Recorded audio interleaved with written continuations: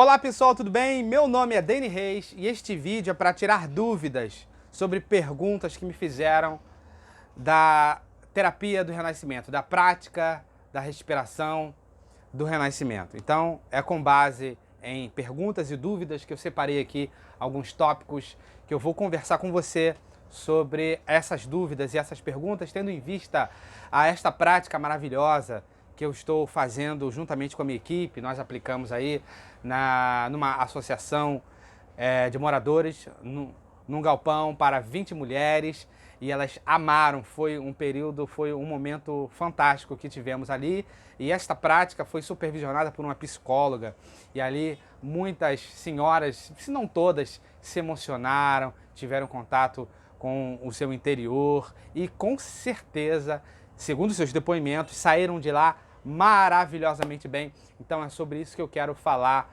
agora com vocês. Bom, a prática do Renascimento surgiu na década de 70, né? Foi criada por Leonard Dior e surgiu no Brasil por intermédio de um congresso internacional de psicologia em 1985, e tem sido praticado por muitos psicólogos, muitos terapeutas, até psiquiatras, e tem uma literatura extensa já, né? Desde a década de 70, muitos livros foram escritos, e um dos brasileiros renomados, um dos psiquiatras renomados que escreveu sobre a prática foi Gaiarsa, no livro Respiração, Angústia e Renascimento. É um livro excelente, é uma literatura fantástica, que ele fala também sobre a prática do renascimento nesse livro. Então, dando continuidade aqui, não possui vínculos religiosos, é o que eu precisava dizer, tá? Porque muitas pessoas têm me perguntado se tem algum vínculo religioso. Não tem nenhum vínculo religioso, não tem orações durante a sessão, não tem mantra, não tem ritual, não tem nada, nenhum vínculo, não é invocado nenhum deus, não é recitado nenhuma frase, nada. Nada é dito durante a sessão. E aí algumas pessoas me perguntaram, então por que tem lençol branco em cima das pessoas? Porque elas sentem frio, né? Num determinado momento da sessão, pode ser que haja uma dormência nas mãos, pode ser que as pessoas sintam um certo frio, então a gente cobre, é só por causa disso. Então ali, aquelas fotografias e o vídeo das senhoras que a gente cobriu com lençol branco é só porque é uma cor universal, né? Só pra gente não usar nenhum tipo de lençol colorido, a gente comprou lençol branco e pronto. Não é nenhuma sessão específica. Não, as senhoras sentiram frio e a gente cobriu elas.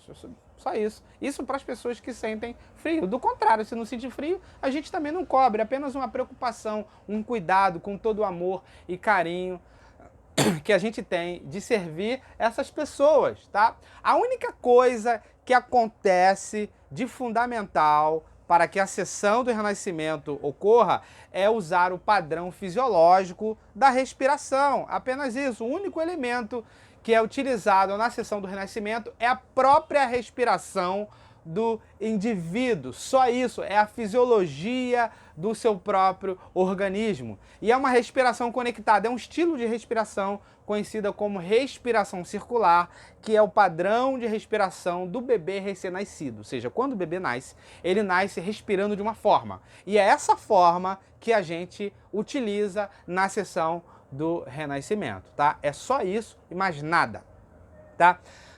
Mais um detalhe, não necessita de influência externa para a terapia acontecer. Ou seja, não precisa de toques do facilitador, do terapeuta, não precisa de nenhum comando específico, como algumas terapias holísticas fazem, né? Como Reiki, como Theta Healing, como barra de Axis, que precisa dar toques específicos na cabeça ou tocar as mãos. Não precisa de música, não precisa de vela, nem luzes, nem aromatizante, nada disso precisa para que a sessão aconteça. É apenas a pessoa deitar no colchonete e respirar, só, mais nada. Agora, a música, se a pessoa se sentir melhor com a música, a gente bota uma música lenta e tranquila. Só, se a pessoa se incomodar com a luz do ambiente, eu quiser apagar, beleza. Então é só para melhorar a experiência do indivíduo, mas não é necessário para que a sessão aconteça. Ou seja, a única necessidade que existe para a sessão acontecer é a respiração e só, e mais nada. Não tem nada mais além disso para acontecer. Agora, pode ser, ou seja, é uma possibilidade que o facilitador ele precise dar alguns toques específicos na pessoa durante a sessão. Como, por exemplo, a pessoa pode dormir durante a sessão. Então, não é interessante que ela durma. E ela pode dormir por duas situações específicas, tá? Primeiro, porque quando a pessoa está durante a sessão do renascimento, essa respiração circular, isso eu vou falar mais à frente no vídeo, ela acessa memórias celulares. Memórias celulares são acessadas durante a sessão. Então, é possível que ela durma, porque durante o parto, a criança lá no ventre, ela pode acessar as memórias da anestesia da peridural, porque a criança ela pode receber em até 8 vezes mais do que a mãe essa anestesia. Então é possível que ela lembre, durante a sessão de renascimento, ela tenha essa memória da anestesia e ela venha dormir por conta disso. Olha só que fantástico. Outro fator que faz com que a pessoa durma durante a sessão é um fator procrastinador. De repente, alguma limitância que é inconsciente, que está impedindo a pessoa de prosseguir na sessão, então faz com que ela durma. Então existem toques específicos para que a pessoa não durma. Apenas isso. Ou seja, não é um toque fundamental para a sessão acontecer, mas é um toque para que a sessão não acabe. Então é simples assim. Mais um momento que o facilitador, no caso o terapeuta, precise dar algum tipo de toque específico é caso a pessoa não esteja respirando mais da forma circular, como é a forma específica da respiração do renascimento. Então, pode ser que o facilitador tenha que fazer o som da respiração no ouvido da pessoa. Pode ser que seja necessário. Ou um leve toque na boca para ela abrir mais a boca, já que a respiração circular é feita com a boca, não é pelo nariz, é só pela boca, respirando de forma circular e conectada, puxando, inspirando e expirando pela boca. Então ela precisa de estar com a boca levemente aberta para que facilite a passagem do ar, porque o ar ele entra e sai com mais facilidade pela boca e não pelo nariz. Então, se a pessoa estiver com a boca meio fechada, a gente faz um leve toque para que a pessoa abra a sua boca e respire com uma fluidez maior. Apenas isso, ok? Agora, se ela não dormir durante a sessão e se ela não fechar a boca durante a sessão, não vai precisar ter toque, ok? Mais um toque específico que é feito caso a pessoa se agite, caso ela acesse algum padrão emocional muito forte, muito intenso, então a gente dá um toque para tranquilizar. Fora essas 3 características, seja ou pelo sono, ou pelo modelo de respiração, você fechar a boca, ou agitação, não vai precisar ter intervenção, não é preciso ter nenhuma fala, nada. É simples assim, ok? Então são esses casos de toques específicos. Agora, qual a real necessidade da pessoa fazer uma sessão de renascimento? Por que? Isso é uma pergunta que você pode estar se fazendo agora. Por que eu precisaria passar por uma sessão de renascimento? É preciso ter uma dificuldade para passar pelo renascimento? Não, não é necessário ter uma dificuldade específica, até porque os traumas do nascimento, é o que se propõe também a terapia do renascimento resolver, você não sabe. Muitas das vezes está no seu inconsciente, então como é que você vai querer resolver alguma coisa que você não sabe que tem, mas que pode estar exercendo influência negativa na sua vida?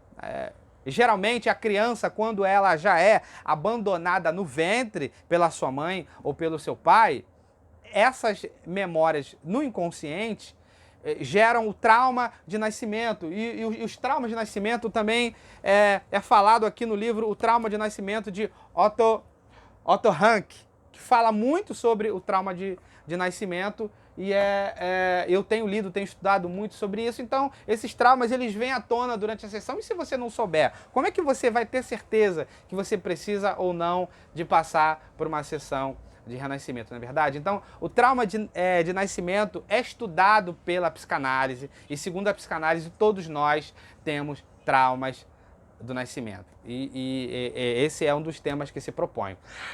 Bom, todo comportamento físico e emocional, toda emoção, possui um padrão respiratório. Por exemplo, quando a pessoa está calma, tranquila, está dormindo, ela tem um padrão de respiração de sono, aquela respiração tranquila. Quando você quer atravessar uma rua ou quando você precisa acelerar com o seu carro, a sua respiração, o seu estado de atenção aumenta e a sua respiração também altera.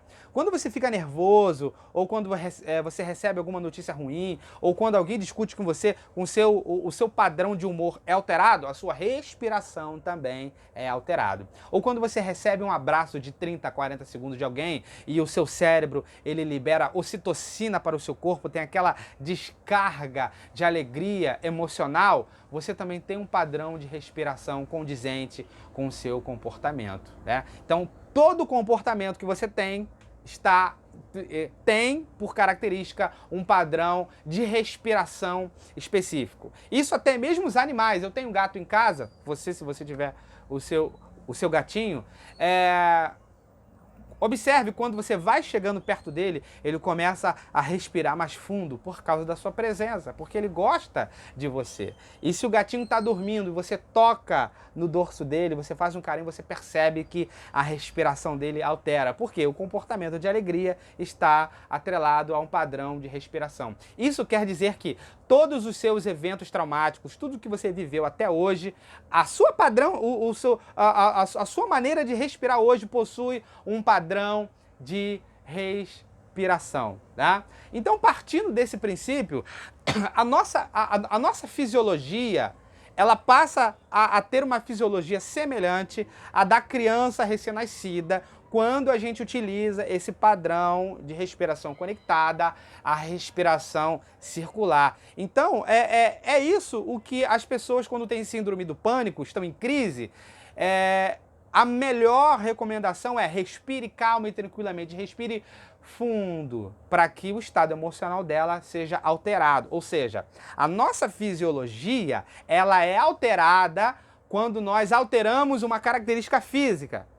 Isso quer dizer o quê? Se eu estou agitado, se eu estou em depressão, se eu estou em síndrome do pânico, em crise de pânico, se eu estou com crise de ansiedade, se eu passar a respirar de forma calma e tranquila, a minha fisiologia ela vai melhorar. Experimente agora aí onde você está. Respire fundo uma vez profundamente. Respire comigo. Certamente você ficou muito mais tranquilo, está sentindo muito mais paz, segurança e confiança. É isso que a respiração calma e tranquila faz. Então, quando a gente respira de forma conectada, como a respiração da criança, alteramos a nossa fisiologia com o padrão da criança e temos um realinhamento emocional da mesma forma que uma criança recém-nascida tem, respirando e dormindo de forma tranquila e conectada, ok? Então, é por isso que utilizamos este padrão de respiração, porque altera a fisiologia e o trauma é resolvido durante esse processo de respiração. E os principais benefícios das pessoas que praticam a respiração conectada, conhecido como a prática do renascimento, a terapia do renascimento, regulação do intestino e do sono, resolver traumas do nascimento, diminuição de ansiedade, diminuição do estresse, diminuição da síndrome do pânico, diminuição dos conflitos internos, dos comportamentos depressivos, o fortalecimento do sistema imunológico e muitos outros benefícios. Eu, quando comecei a praticar a terapia do renascimento, eu sofria muito de falta de ar, crise asmática, né? Eu tinha que tomar muitos remédios para conter a minha respiração. E quando isso é um depoimento meu, ok? eu quando comecei a fazer a prática respiratória, os meus pulmões se abriram e eu precisei tomar poucos remédios ou até mesmo nenhum durante esta prática de respiração intensa, porque a gente vai estimulando os pulmões, nós vamos abrindo os brônquios, vamos exercitando áreas que normalmente a gente não exercita do pulmão, e aí a gente vai estimulando a respiração e ganhando novos benefícios que não somente desta lista. Então, não está catalogado ainda todos os benefícios. Assim como quem pratica natação ou ciclismo passa a respirar melhor, a sessão de renascimento também tem esse benefício de respirar melhor. E é possível que durante o tempo em que você vai praticando a respiração conectada e circular, os problemas respiratórios também vão sendo resolvidos. Eu também tenho depoimentos de mulheres que, se elas até me permitirem dar os nomes, eu dou os nomes. Mulheres que tiveram um ciclo menstrual regulado, olha só que fantástico. Também no que diz respeito à ovulação, e olha que mais fantástico, mulheres que entraram no processo de menopausa, já estão no processo de menopausa e voltaram a menstruar, e outras também que tiveram uma regularidade na menstruação. Isso é fantástico. Isso é fantástico. Então, se elas me permitirem dar os nomes, eu até gravo depoimentos com elas e tal. Eu também tenho colegas que falaram que suas clientes engravidaram num período em dificuldade, que não estavam conseguindo engravidar e que a sessão de renascimento ajudou nesse processo de fertilidade. Olha só que fantástico. Então, o nosso padrão, isso é uma coisa que eu gostaria de falar para vocês. O nosso padrão de respiração, ele vem alterando desde quando a gente nasceu. Segundo as nossas experiências, segundo os nossos traumas, segundo as nossas limitações, as pessoas que a gente vai conhecendo e os trabalhos que a gente vai tendo, os estresses que a gente vai tendo. Então, nós vamos desenvolvendo um padrão defeituoso de respiração. E certamente não respiramos como o nosso pulmão nos permite, tá? A nossa vida agitada, do dia a dia, dita as regras da nossa respiração, e é por isso que a gente fica ansioso, por isso que a gente fica depressivo, por isso que não conseguimos realizar as nossas tarefas do dia a dia, por isso que os nossos sonhos são prejudicados, por isso que a nossa vida é travada, só pelo fato de não termos uma respiração condizente com um padrão de cura, ok? Então, todas essas coisas ao longo do tempo dificultam a nossa respiração. E a respiração circular, a terapia do renascimento, tende a regular todas estas coisas, ok? E a respiração circular, ela faz sim todo esse trabalho. Gente, respirar é tão sério que a gente pode ficar sem comer por muitos dias e sem beber água também por muitos dias. Mas se a gente ficar sem respirar por alguns minutos, pode causar danos neurológicos sérios à nossa saúde. A gente pode ter uma saúde defeituosa se a gente não respirar direito, tá?